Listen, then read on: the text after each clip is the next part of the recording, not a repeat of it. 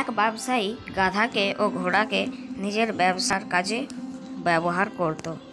সেই দুজন তার খুবই প্রিয় ছিল। দুজনকেই তিনি খুব ভালোবাসতেন, কিন্তু ঘোড়াকে সে একটু বেশি ভালোবাসতেন, আর গাধাকে ভালোবাসতেন কিন্তু ঘোড়ার চেয়ে বেশি নয়। রোজ সে খাবার দেয় তাদেরকে। নে নে খা, এই নে তুইও খা, তুই এই নে, তুই আরও নে, খা, এই নে, নে খেয়ে নে। ব্যাস, অনেক দিয়েছি, আর নয়। এসব সমস্ত কিছু ঘোরার জন্য, বুঝেছিস? যা। তুই আবার কি করছিস? যা ঘুমোতে চলে যা, কাল সকালে মাল বহন করতে হবে। যা। পরের দিন সকালে সেই ব্যবসায়ী চলে গেল মাল তুলতে ও ঘোড়ার পিঠে সে কম মাল চাপালো এবং গাধার পিঠে অনেক বেশি মাল চাপিয়ে দিল। তারপর তারা পথ হাঁটা শুরু করলো। হাঁটতে হাঁটতে গাধা ঘোড়াকে বলল যে কিছু মাল যদি সে গাধার থেকে নিয়ে নেয়।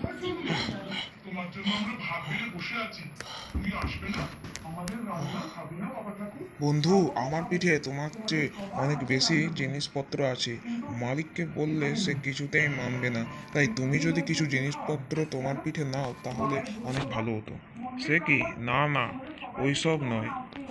কার পিঠে কত মাল থাকবে তা মালিক ঠিক করবে। এখন চলো, পথ হাঁটতে। এরকমভাবে প্রতিদিনই চলতে থাকলো এবং আরেক দিন সেই ব্যবসায়ী মাল তুলতে যায় বাজারে এবং তারপর সে গাধার পিঠে অনেক বেশি মাল চাপায়, আরও অনেক বেশি মাল চাপিয়ে দেয় ও ঘোড়ার পিঠে অনেক কম, আর তারপর পথ হাঁটতে লাগে।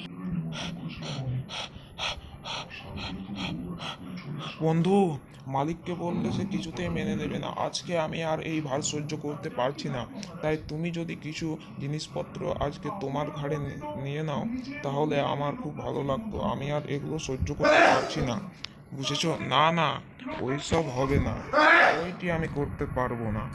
কত মাল থাকবে তা মালিক ঠিক করবে। চলো চলো, এখন পথ হাঁটো। এরকমভাবে পথ হাঁটতে হাঁটতে ঘোড়া আরামে পথ চলতে থাকলো এবং গাধা অনেক কষ্টে পথ চলছিল।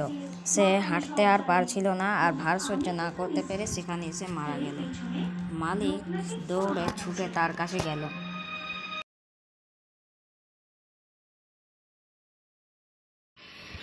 কি রে, ওঠ ওঠ, অনেক ঘুমিয়েছিস, ওঠ, আর ঘুমোতে হবে না, চল চল।